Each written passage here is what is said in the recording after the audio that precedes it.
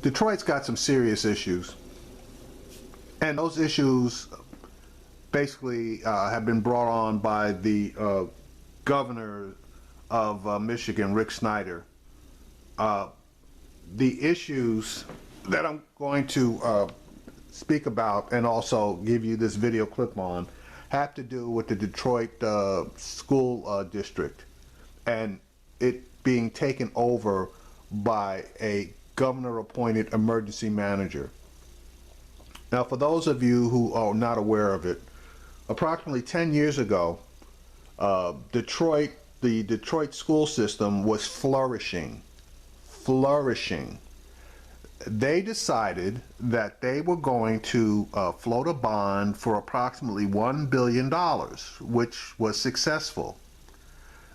The purpose of that bond was to be used to bring the school system's facilities up to date and to add additional school properties. It was at that time the governor of Michigan decided to go after that $1 billion. So how did he do it? Well, there was an emergency manager law that was put on the books that would have allowed him to take control. The people turned around and voted to repeal that law. So what did Governor Snyder basically do? He decides that they are going to pass a law, a new emergency manager law, and that it would be illegal to repeal it. Republicans. Okay, but the emergency manager law could only go into effect if there were financial issues with a government entity, either a city, a school district, etc. Well, it's still up in the air as to how they took control of the Detroit school system, because at the point that they took control, the school system was running budget surpluses, not deficits, surpluses. From that point forward, with the institution of the emergency manager, which basically stripped the power of the Detroit school system to monitor and handle its own affairs. From that point forward, the Detroit school system has been running deficits, and I'm not talking about small deficits. The deficits have been increasing every year to the point that the school system became insolvent. Now remember, they had $1 billion of cash that they had received from a bond offer. And the emergency manager, as soon as that cash became available, took control of that cash. I'm still waiting for somebody to do an investigation on where that money went, because it damn sure didn't go into the Detroit school system. And though the previous head of the Detroit school system was arrested, prosecuted, and convicted for fraud, that lady did not steal all that money. That money is missing. And again, and I'm sorry, and that's exactly how the emergency manager took control, now that I recall. It was because of her prosecution for fraud and embezzlement that the government was able to get that emergency manager in there. Anyway, up to today, the Detroit school system is in severe shape, to the point that they will not be able to pay the teachers past the end of the school session, not school year. The school year is up on September 1st, but the school session is up June 30th approximately. Now, some teachers who have elected for payments over 10 months, which is the normal school year, you know, they really wouldn't have a lot of issues there.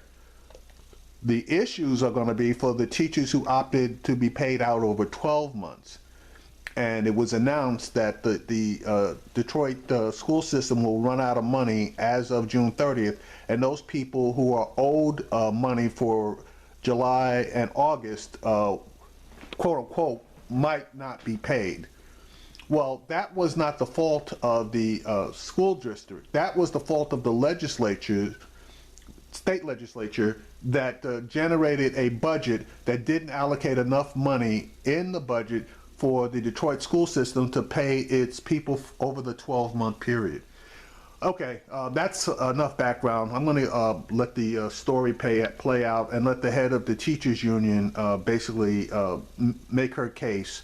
And then the current emergency manager mealy mouth his way through, attempting to agree that the people should be paid, but that they shouldn't strike and harm the kids. But at the same time, they're not doing anything to address that shortfall that they're going to have as of June 30th. District's promises are no longer worth the paper that they're printed on. Although educators want nothing more than to be in the classroom helping our students learn and grow, the district has left us no choice. And with that announcement, 94 of 97 public schools in the city of Detroit had to be shut down again because of a teacher sick out, forcing more than 45,000 students to miss a day of classes on Monday, and apparently it's going to happen again today. Right now, the teachers are angry. They're protesting because the district's going to run out of money and may not be able to pay the teachers salaries they've already earned after June 30th. Now, that includes teachers that have a 12-month salary plan. They get paid all year long and over the summer instead of taking a break after school is out. It also talks about summer school as well. Now, a reconstructive budget plan that would pay off the district's debt and cover the salaries after the end of the school year has not yet been approved by the state legislature. Joining us now via Skype from Detroit, the president of the Detroit Federation of Teachers, Ivy Bailey. Good to talk with you this morning. Good morning. How are you? I'm doing just fine. Now, tell me, this morning, are we continuing with the sick out, and what's the status of that? You know, you guys are calling it a sick out. We're calling it a lockout. And so today it does continue. How do you call it a lockout? Explain that for me. Because, there is a law that when you work, you get paid. And right now, our contention is that our members are not being paid for the work that they've already done. And so we're calling it a lockout. We have filed an unfair labor charge. And so I guess eventually we will be in court. All right, you're calling it a lockout, but the fact is you are being paid as of now. The money runs out at the end of June, correct?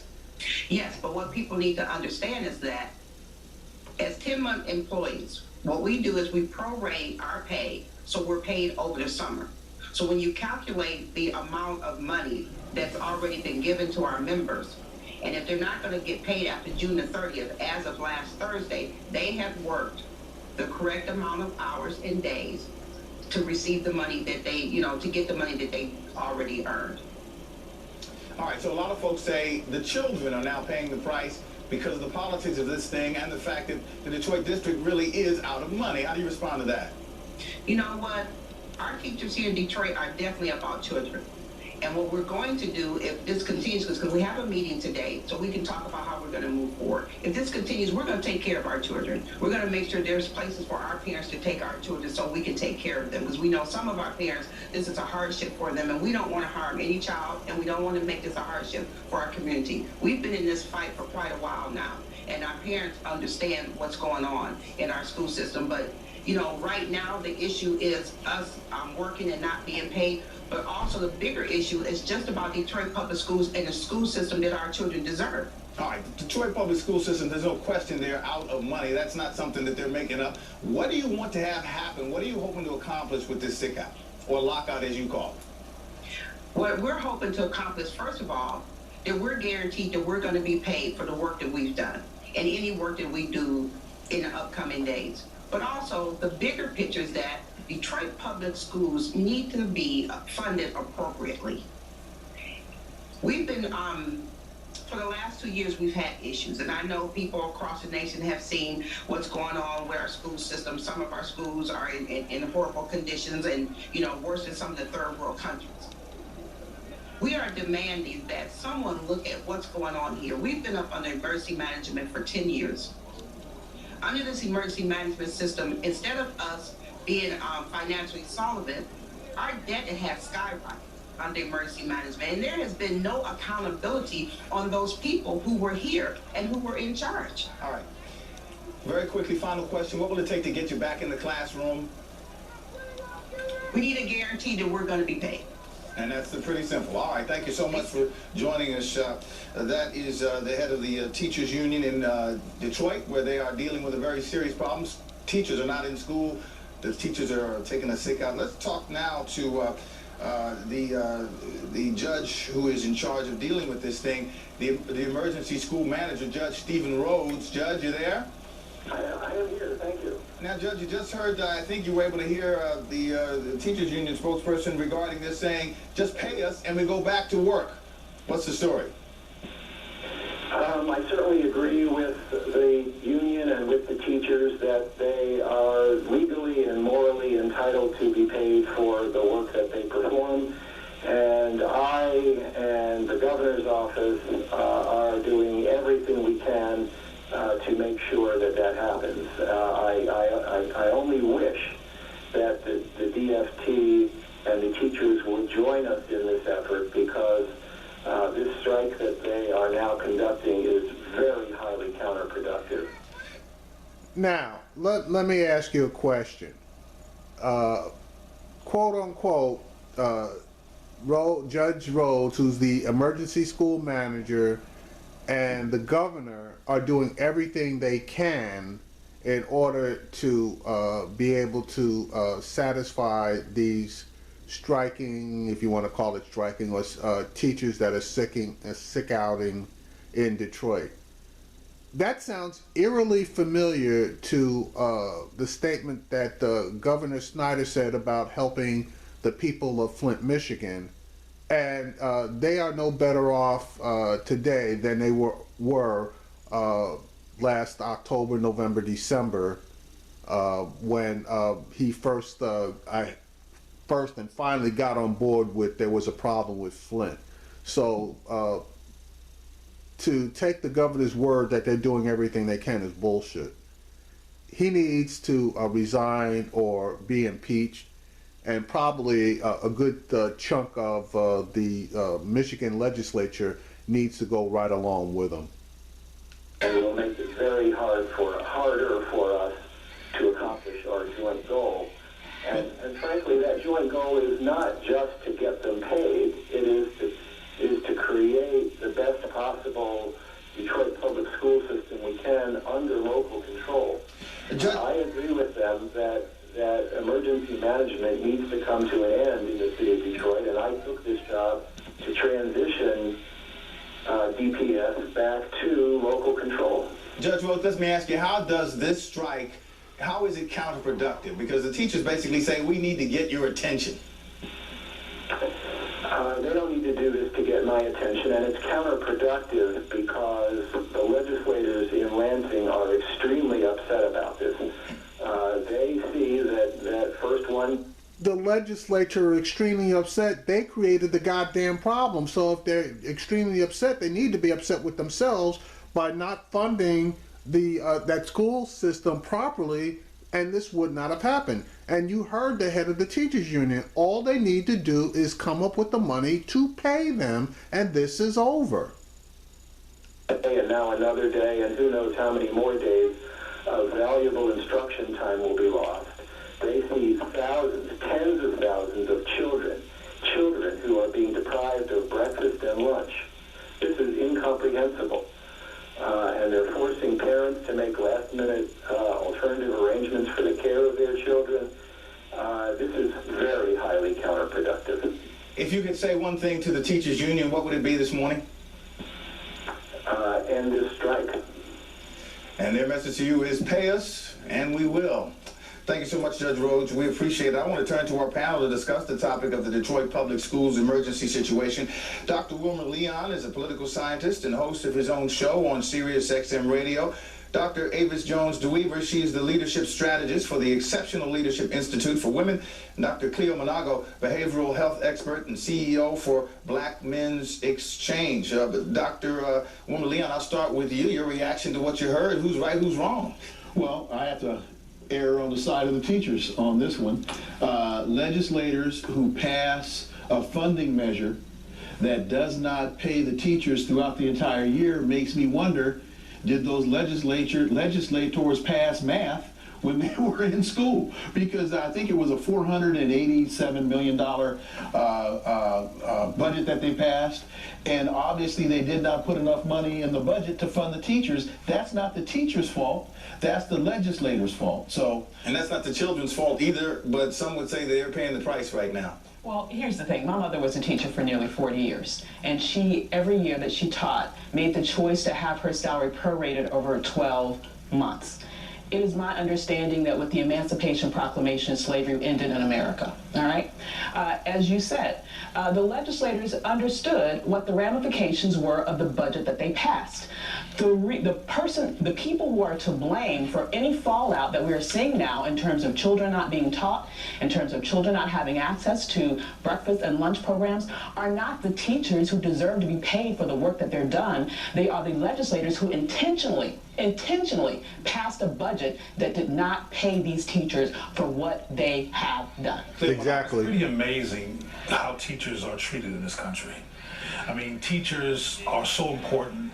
They impact the developmental stages of the lives of young people, and they're treated badly. And as you mentioned, in terms of the math here, they clearly expect the teachers to work for nothing or to just act like domestics and not really fight for themselves when they realize they're being mistreated. And it's really unfair. And I agree with you all in terms of... Do you think the backlash against teachers' unions is part of what's driving this?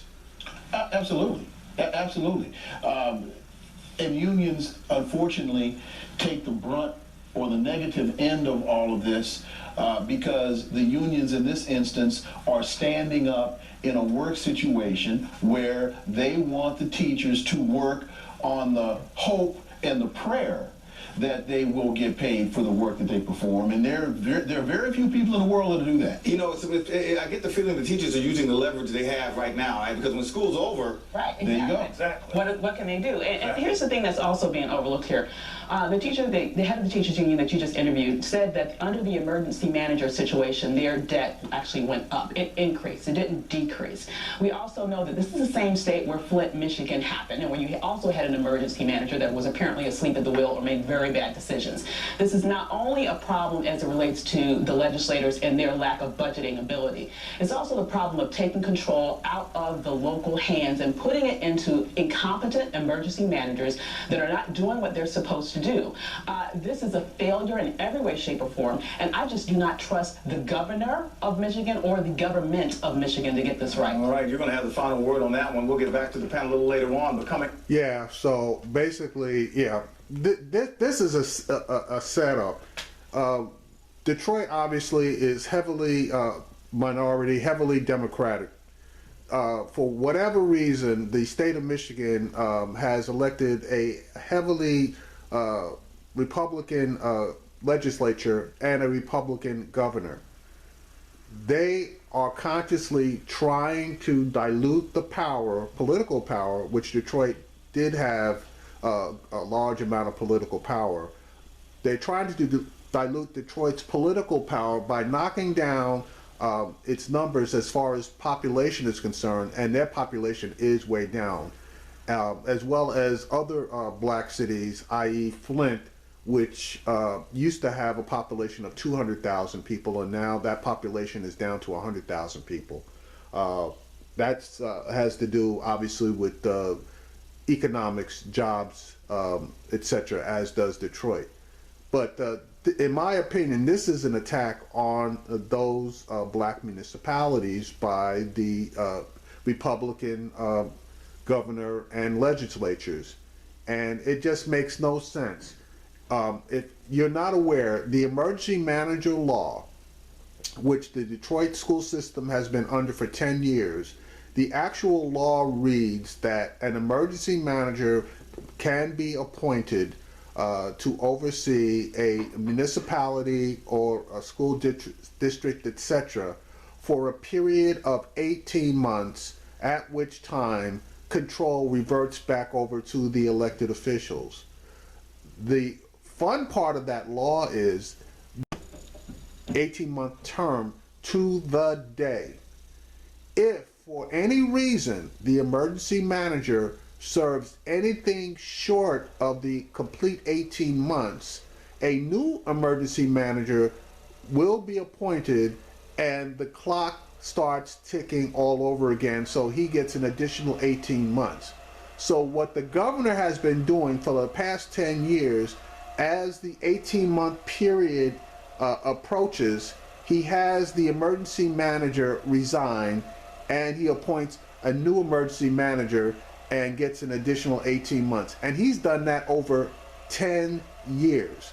So you call it for yourself. I mean, that's a three-card Monte game where, there is no end in sight. Now, according to the current emergency manager that spoke here, he took the job to transition the school district back over to the elected officials. But in what condition are they transitioning it over to? And again, I'm back to I want a complete audit of every dollar, every dime that came into the Detroit school system. I want to know exactly where it went. And I want them to start with that $1 billion bond that they received in order to revitalize the Detroit schools and expand them. But I know that money's in pockets other than the head of the school board, who was convicted of fraud and embezzlement. 18-month term to the day. If for any reason the emergency manager serves anything short of the complete 18 months, a new emergency manager will be appointed and the clock starts ticking all over again, so he gets an additional 18 months.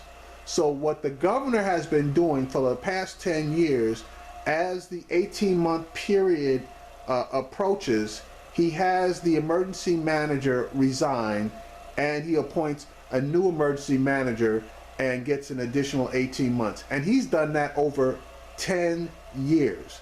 So you call it for yourself. I mean, that's a three-card Monte game where, there is no end in sight.